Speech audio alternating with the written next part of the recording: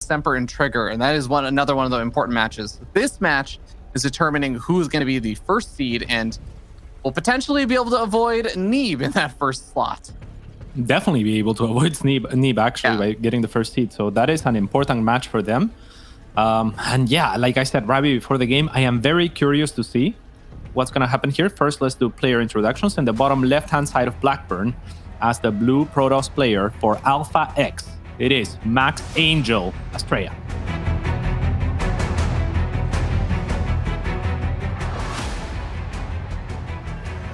And down here on the bottom right-hand side of the map, we have the red Zerg player. She is representing Team Shopify Rebellion. She is Scarlett.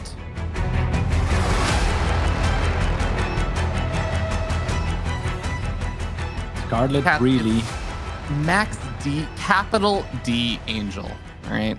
Well, do you know what his middle name is? Someone on Reddit was asking. I didn't have an answer. Yeah. So it's actually Power. It's Max Power Angel, but the P had so much power behind it that it actually just dropped down to the bottom of the P and it became a D. I see, Ravi. That's fantastic. Yeah. No, glad I could clarify. Thank you, Ravi. Like I was saying before the broadcast started, however, I am very curious to see what type of Scarlett we are going to see. She is in very good shape, but in the past, when she's gone up against Max Angel, she's felt like the underdog, right? Like explicitly. And when that happens, then she tends to be a little bit trickier. When she feels like the overdog, like we saw clearly against Massa, she'll play a lot safer. She won't mind taking disadvantages. Like some players like Clem or Raynor have put themselves in disadvantages against players that they think lesser. Scarlett is of that caliber of player, and she has the range to play from multiple positions within the game. She has the variety behind her. She can play multiple styles. Yeah, it doesn't get more well-rounded, I think, as a player than Scarlett. You really can't know what to expect. I actually think, like, and I've talked with her, I've talked with a lot of the other like players, Neeb and stuff about this.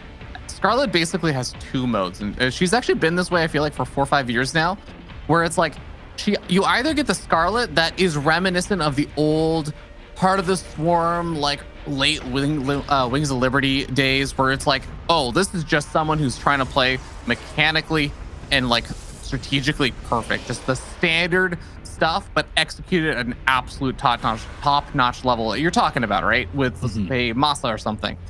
And then there's this other version of Scarlett that kind of reared its head around in like 2015, 2014, where it's like Scarlett just decides that she wants to be a meme. She wants to be the greatest meme that ever was. And that's when you start getting things like her insane link floods, or like her literal ability to basically actually just switch to Protoss, or things like that. And I feel like she alternates a little bit between the two, like you were saying, depending on the opponent. And what's been interesting to me is I do feel like she has alternated between these two personas against Astrea specifically. Yeah, and I definitely think that has to do with her perceived power level compared to Astrea, right? Because she knows she can be tricky. She is a very intelligent player, but she can also reel back on that and say, I am the better player. I'm not going to take any risks. So very curious to see which Scarlett we're going to get. I completely agree with that assessment. Against Neeb, for example, it feels like she almost always feels like she has to be trickier because Neeb's late game is so freaking good, right? Yep. The number of times Scarlett and Neeb have gotten into a 50+ minute PvZ game and just Neeb gradually ends up winning the game there's too many. It's like an NA staple. I almost feel like we didn't truly have a season of the DreamHack SC2 Masters or a WCS Challenger season if we don't see a Neeb versus Scarlett 50-minute+ game. Yeah, completely agreed. But against Astrea, well, they are all fairly evenly matched, I would say, even at this point. Against Astrea, they play kind of around the same range where they both have some potential for aggression in the early, and I think they're strongest perhaps in the mid game. So we'll see what they choose to do this time around, as Astrea is going to open with a very standard Oracle into Void Ray just to control the creep. We'll get an Overlord here for free potentially. We'll scout the links, moving towards his third, but he'll be plenty ready with a couple of Adepts stuck in between the pile. Yeah, Void Ray is going to be able to find one of those Overlords since there's no transfused energy, too many creep tumors being thrown down, as Scarlett is absolutely known for her creep spread. But the Void Ray will poke over to the main base. It's not really an opportunity to do a whole lot more, and we'll back off. But yeah, we talked a lot about, yeah, Astrea finding some good damage with that Oracle. I was going to say, we talked a lot about Scarlett and her playstyle and stuff, but I think something I really like about Astrea and Max Angel is that he is one of those build order experts. I feel like he always has his own little takes on how to play StarCraft.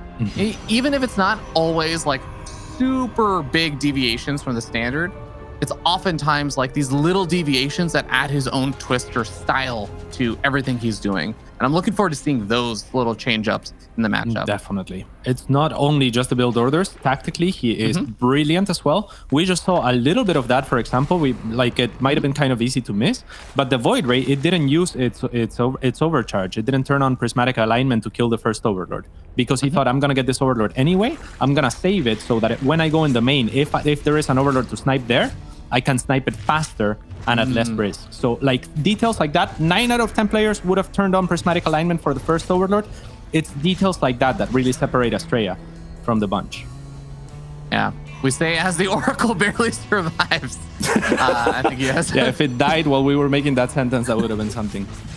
Just strategical. Ultimate Casper curse, yeah. Yeah, overall brilliance. The Oracle dies the queen because it just idles, yeah.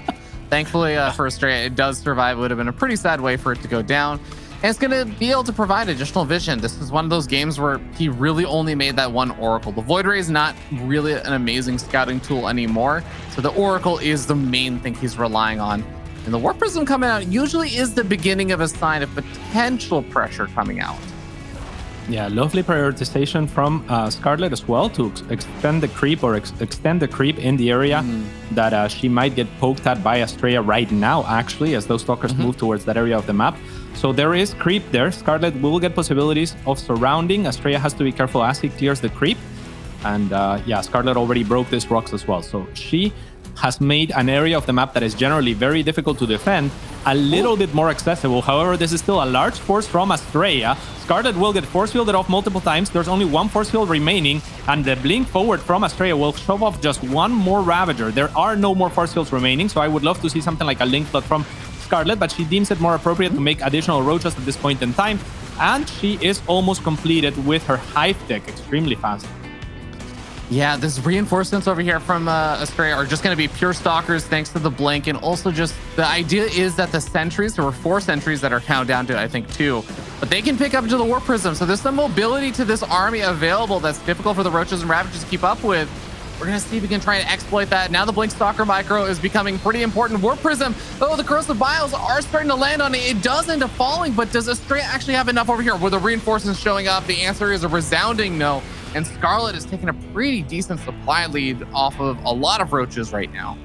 Yeah, that had to be a scary moment for Scarlett, now turning into a very scary game for Astrea, who has been deflected, and Scarlett has done a wonderful job of teching up. I was wondering why she didn't reinforce with Lynx, because Lynx would arrive faster and they're excellent against Blink Stalkers, but then I checked the Larva bank and she actually has none.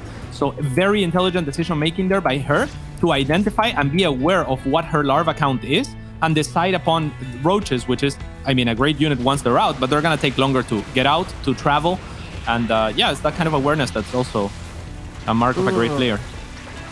Blink forward, I'm sure Astrea is kind of regretting right there. Just try and snap off 1 or 2 units, loses a handful more Stalkers, and these Stalkers are effectively all that is keeping Astrea's potential 4th phase attempt over here alive, because you were talking about, yeah, great attempt, or, you know, teching out and all that stuff for there from Scarlett. Astrea, a lot slower in that. He was much more committed to making that Stalker pressure work. And now he needs these Stalkers to buy more time, but Scarlett's here. Scarlett's here to shut down the 4th base. And frankly, there's not a whole lot that Astrea can do about it. He just doesn't have the firepower or the big tech units yet.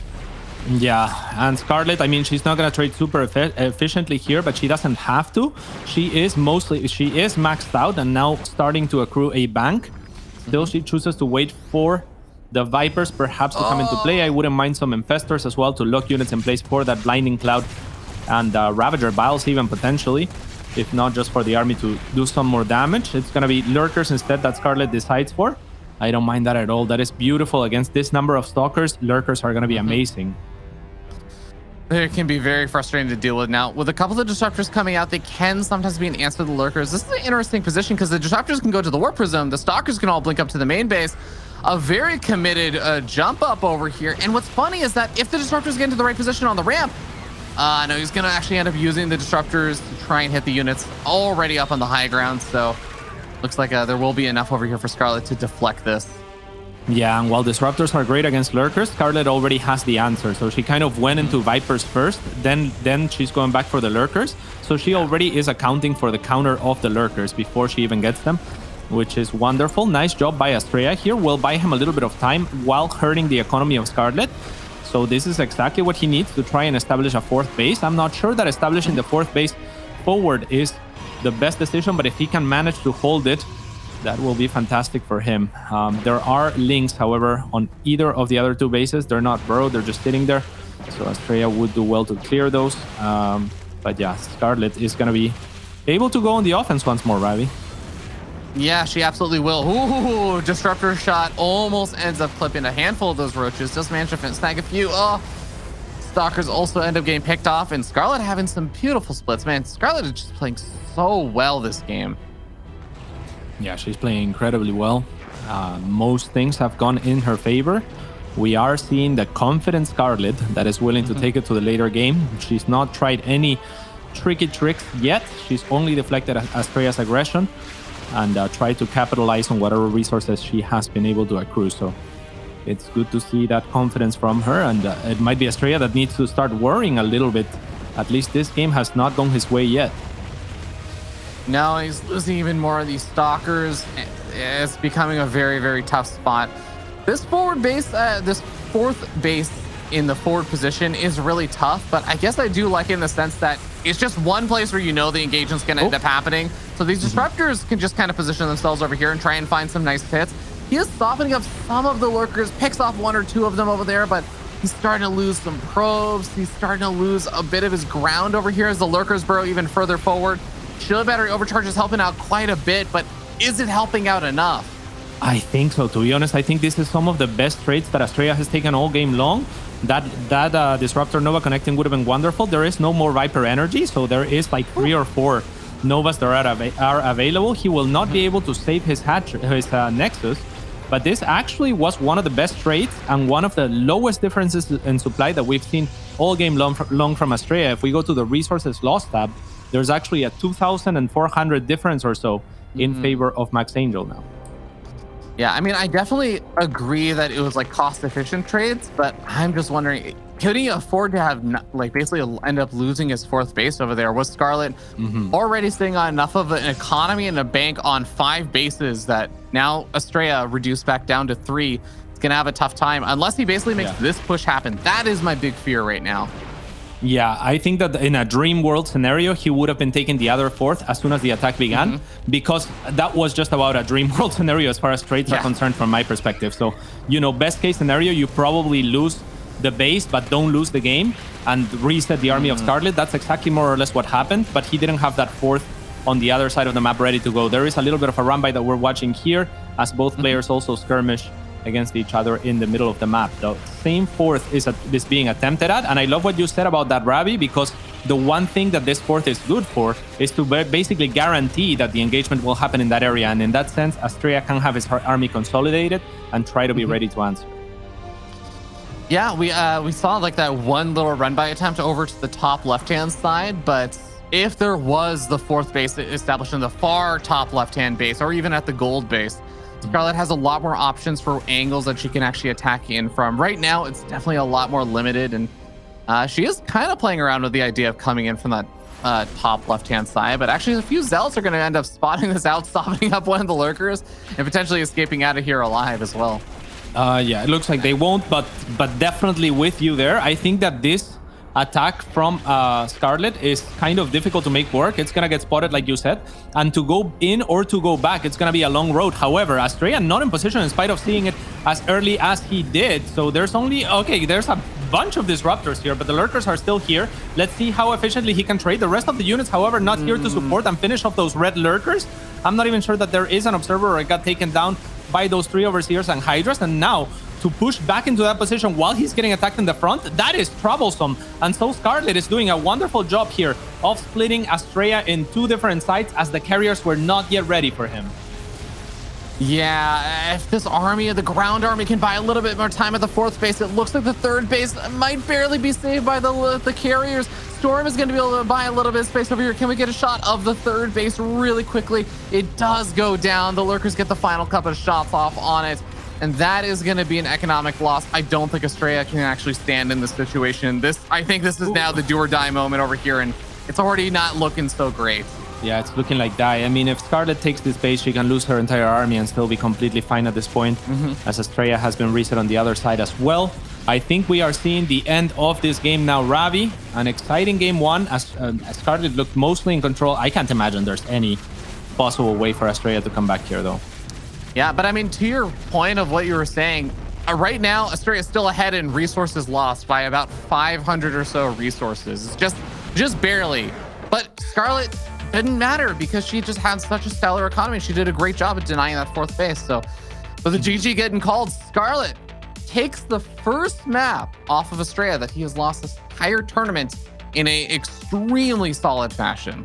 Yeah, certainly. But that means that difference in resources lost means that the last fights went heavily in favor as far as cost efficiency to Scarlett, right? Like, because Astrea was much further ahead than 500.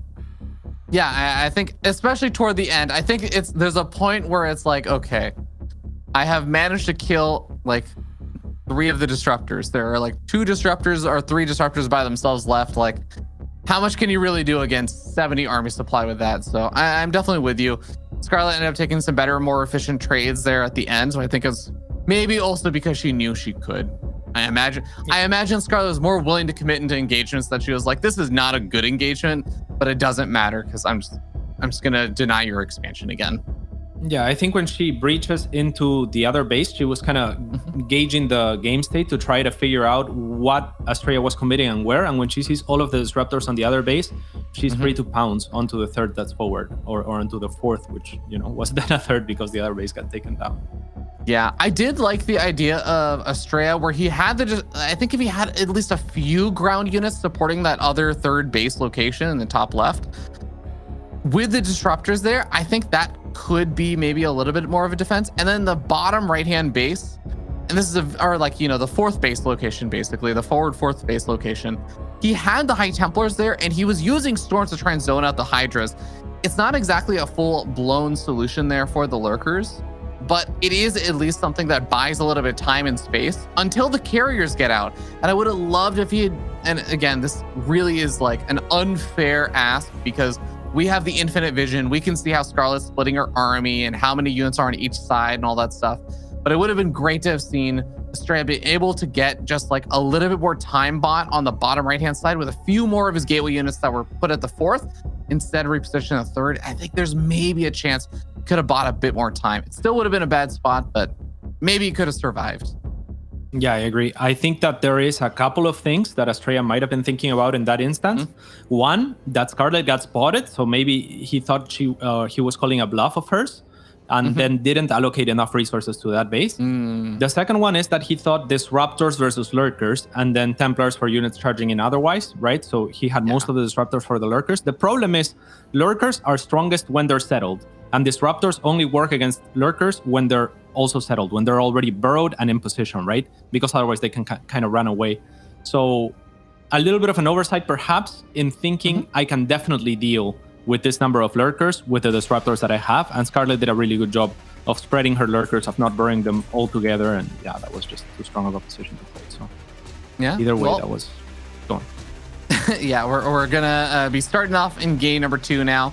As we start up in the top right-hand side of the map, on top of the Protoss player in the blue from Alpha X, he is Astrea.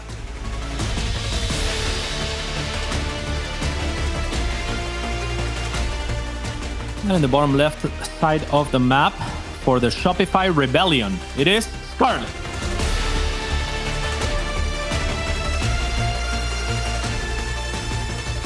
Also not using the background that makes them disintegrate. Seems like a team decision not to make him disintegrate anymore. Was Scarlett ever using any of that stuff? I don't think she was. Oh, yeah, was she? Yeah, yeah, because it had the Shopify Rebellion logo on it. I think that was the whole the whole point. Got it. Yeah. She almost looks like she could be in like the same house as Astrea. Like the backgrounds and the tile sets. It's not quite the same, but it's similar-ish. Similar-ish. I can see where you're coming from because the doors are kind of like have that orangey tint, and then it's almost like I guess mirrored colors. Yeah, actually, I think that's it. Yeah. The more I look at it, I'm like, oh no, that it's the color of the door for Scarlett's room is the color of the walls for Astrea and vice versa. But, yeah, almost. Yeah. Small note, not a major thing, but Astrea did go for the very fast, like, beginning of the game probe scout and block on the hatchery in the last game. This game, not opting to go for the probe scout for quite a bit of time, instead actually moving across the map with, whoa, 2 zealots. He's made 2 zealots this game. Fancy. That is fancy. This is one of those Astrea specials, man. Yeah, we'll see what he nets with this. I mean, it's not a usual strategy by any means. There's the probe here also, which makes me wonder if he was ever wondering whether he could place a shield battery or something like that. It looks like it's just there for the extra punch and power to help two-shot those Zerglings. So cute maneuvers here, but with the queens, it looks like it will be easily deflected for the most part. Did force a lot of Zerglings out of Scarlett, and she's actually making a Baneling nest, Ravi. If Astrea doesn't start a sentry in the next few seconds, this could get really dangerous. At least there will be an Oracle first and not a Void Ray. So that could be the way that he averts the disaster. But it's looking difficult already. A handful of these Zerglings are going to actually be spotted by the Zealots as they make their way across the map. Scarlett going for the full-on surround, the maximum supply surround that she can get. Does manage to pick off one of the Adepts as well. The Adepts are also, in a lot of ways, the more important units here, just because they are going to be the ones that can actually help plug up the wall and also still attack from behind the wall. If he realizes what's going on, he can go for the full wall off. And the Adepts are going to be the things that can actually hit the Zerglings. Oh my god, this did he see it? No, he didn't. Are you kidding me? That might be lights out. The fact that Oracle didn't spot the Banelings and Astrea. I am looking at his camera right now because this is going to be a nasty moment for him. He did not react at all to that, but that's okay because he is in trouble. I mean, he is just laser focused, but this is so difficult. The Baneling gets a great connection. 6 drone probes have already gone down. The Void Ray at least won't be running out of energy, but this is looking more and more difficult. The Pylon actually whiffs as far as making a wall off. Or maybe he intended not to make a wall off, but I think that would be a minor mistake. Now we'll finish the wall off, and with that hold probe on hold position, maybe he'll manage to stabilize. Yeah, I mean, if you look at the worker supply and stuff, Scarlett is still making more Zerglings, and this is going to get harder to bust. Okay, the third. All right, Cats, I do draw the line of the third base coming up. I think that this third base is not going to go up. But all things considered, Astrea is still up 12, 13 workers. Scarlett is now starting to drone here. And that is going to mean that she will eventually start to catch up a little bit. But Astrea has a bunch of Void Rays coming out. He has a third Void Ray on the way. I don't think that Scarlett can bust through him. And she's now made a bunch of lanes that are not going to find a lot of value anymore. You're perfectly right, Ravi. I think that looking at that situation unfold in retrospect, a lot of the problem for Scarlett was that she actually didn't trade cost efficiently or cost effectively against the first bunch of units, right? Like the first 2 Zealots and the Adept actually killed a lot of the links that she would have wanted to bust through once she opened the wall with the Banelings. In an ideal world, Astrea has a few units clumped up and the 8 or so Banelings bust through all of them, and then he has all of the links kind of free to do whatever they want. Or even if you don't kill all the units, you can do a link run by into the main and deal with the units later when you have your full amount of links ready.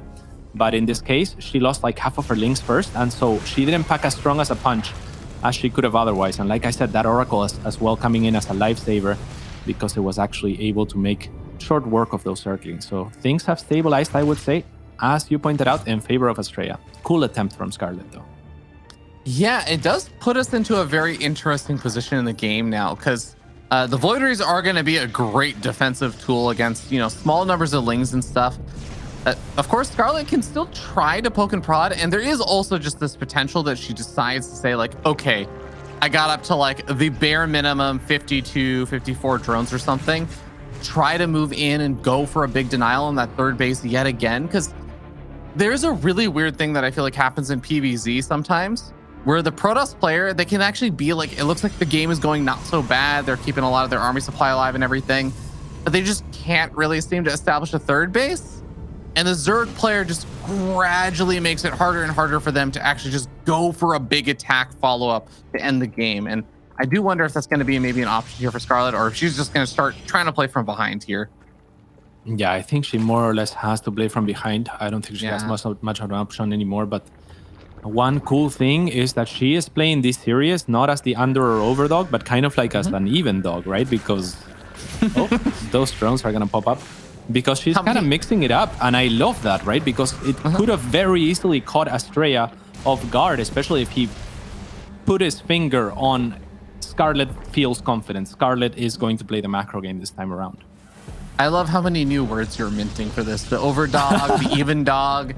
Soon we're going to have like the tie dog. We're going to have the slightly overdog, the slightly underdog. Yeah. I'm enjoying it. Infestation Pit is on the way over here. So Scarlett is thinking about that next stage of tech. She's just been sitting on, basically it's been 70 drones and 13 links. She has been playing extremely greedy in a lot of ways, thinking that, yeah, okay, Astrea probably is not going to have the position he needs to go for a big attack just yet. But now is the point where she's thinking, okay, I have some Queens to deal with Avoiders, but I do need to get some Roaches out. And here comes a potentially kind of scary attack here. Extremely scary attack. There are 9 Roaches and 3 Ravagers in production, but not just here. So Scarlett might have to forfeit this base. Astrea, however, a little bit hesitant to go, and I love this trap that he's setting as well. Should the Stalkers overextend, then he can always back to that and potentially trap a lot of Zerglings, and then look to re-engage on the Roaches, as she doesn't, or he doesn't have a lot of Zealots actually to deal with Zerglings or Adepts or anything like that. But there aren't really that many Zerglings, so that trap may never come into full effect. Astrea trading extremely efficiently here at this ramp, and still has a lot of force fields to work with as well, at least 3. Yeah, and we're starting to see that as the Void Rays do start to get picked off over here, the Stalkers still remain at the end of the day. Force fields locking in even more of these units. Scarlett desperately trying to reinforce, and with the supplies being even, you have to remember, a lot of the supplies are just inflated Roaches. So Scarlett realizes she doesn't have enough and taps out. Yeah, big sigh of relief from Astrea as well. And we have a powerful series in our hands. I almost wish this was a best of 5, Ravi. It's such a cool series to watch, especially because so many mind games I feel like are coming into play already, just 2 games in, and we are all split up.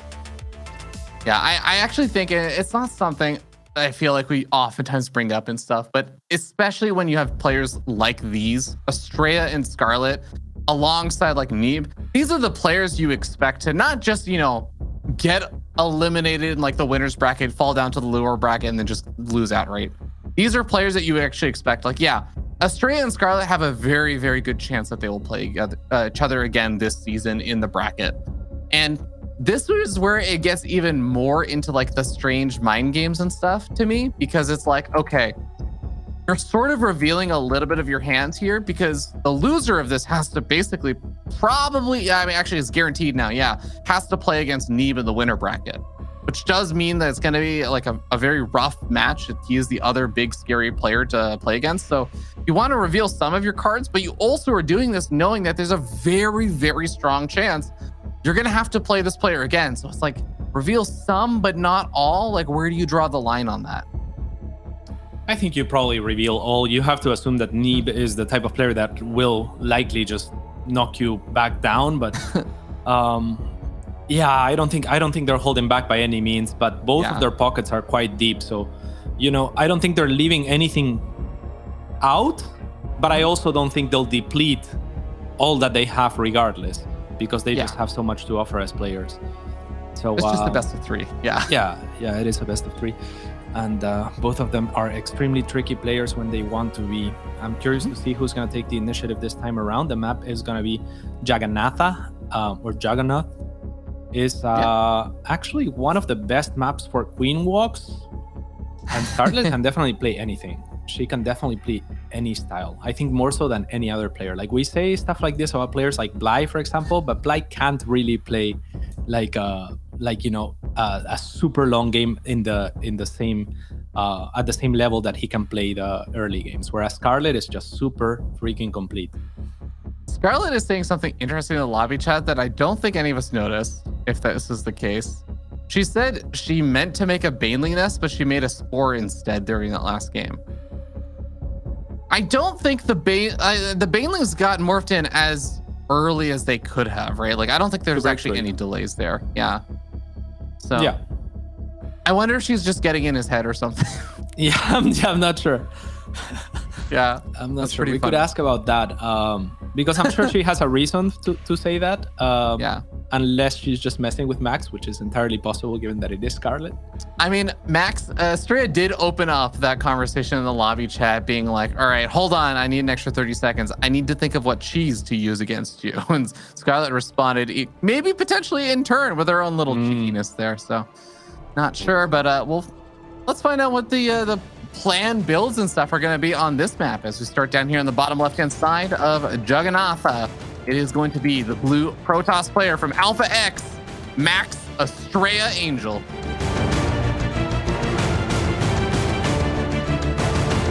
Top right-hand side, it is the red Zerg player for the Shopify Rebellion, the Queen of Blades, Scarlett.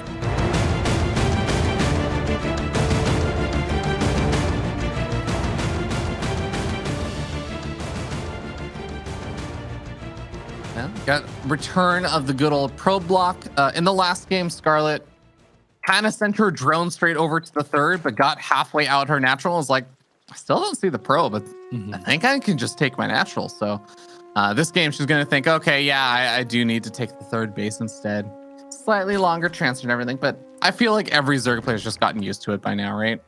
Yeah, and that could be a little potential mind game as well that Astrea was playing in the last game by not blocking the hatchery, because Scarlett still had to account for the hatchery block this game by sending her drone a little bit earlier so that she gets there at the third in time to drop her hatchery, right? So if she thought somehow, okay, you didn't block my hatchery, you're again not gonna block my hatchery, then she would have taken a small disadvantage, but she didn't fall for it, you could say. Yeah, she's been doing a good job of not kind of letting Astrea get too much into her own head and stuff. So, well, now, Cass, I guess we get to kind of wait for that sort of mid-game of PvZ to get started to see what the build order choices and stuff are. Because that last game, we saw a very, very strange thing that is... even though I think that there's a chance that Scarlett was maybe thinking about, going for the Baneling nest and all that stuff. To me, it felt very much a reaction of what you were talking about. The two Zealots forced a lot of Zerglings, and Scarlett said, from this position, screw it, I'm just going to go for the Baneling nest and try and do this big bust. This is not really a map that I could... I mean, obviously, we don't have two Zealots and everything, but it's a bit of a longer distance map and stuff. I don't think that this was a place where Scarlett was thinking, yeah, Astrea might do that kind of build order again. Probably not. Yeah, definitely. I mean, the two Zealots also speak to, Astrea's willingness to make or not make a sentry. Like, a lot of the time you will think, I already made some units, I need some more or less defense. So Scarlett probably reading into, okay, this is a corner that you might cut, because it's really the sentry or even a stalker that will put a very strong defense, I guess, against the Baneling Bust. I think that's a really good point. It's one of my favorite things about Astrea is that he is willing to basically cut corners, because the magic of Astrea and his like unique kind of quirky builds and stuff is that he knows that there are weaknesses with some of the builds and stuff that he'll do, or like the choices that he makes. If that two Zealot thing happens and Scarlett is maybe going for like a more aggressive build already or something like that build falls very, very flat, right? If there's a lot of other things that build could just absolutely get demolished by. It's the reason why it's not standard. But Astrea is very good at oftentimes picking the right builds for the right game in the series and having ending up in a very, very solid spot, which I think that's one of my favorite things about just the playstyle of Astrea is how good he is at picking out the right builds for the right time. Yeah. And like you were saying, he's an excellent thinker when it comes to build orders. He doesn't need to do anything particularly unique, but he will kind of play around with builds that are already existing or concepts that are already existing and kind of spawn his own twist on them. Even if it's just minor things, he will try to do things differently. He will always try to understand the build from multiple perspectives. He's a very clever man. Yeah, and a very open-minded guy. Oh yeah, I think that's I mean, I could list how many favorite things I have about Astrea and Scarlett and Neve and Future and MCanning and everything, but I do love that one of my favorite. God, I'm saying it again. A great thing about Astrea is that if you talk to him, you will get very much the sense that he is not like extremely judgmental of ideas before he's really thought about them, right? He really does consider ideas, and that's what allows him to be a little bit more out there with this stuff. Now he is going to shade these 2 adepts on in and already finding some really nice damage. Not always the easiest thing to find the drones amongst all of the queens and all the lings of those right clicks, but he does a great job, and he's going to get a great stasis trap. Yeah, as he pokes with his Void Ray. I was gonna say maybe a little bit of a mistake to not time the adepts with the Oracle, but the Void Ray comes into play and shows itself at the natural base so that it's still being paid attention to, and Scarlett misses the stasis trap by just a second. I'm completely with you. Astrea, extremely receptive, open-minded, I guess, is the way you put it. Yeah. By the way, Cats, you did call it. The queens making their journey off of creep, but very importantly, the Oracle and the Void Rays are seeing this. They already know that this is happening. This does buy Astrea a bit of time to try and not only, delay this or something with the Void Ray and get a little pick off here or there, but he can throw up a ton of cannons and shield batteries. I love this decision. And actually, just by having a lot of the stuff at the natural, it means he can put more of his forces maybe at the 3rd base instead.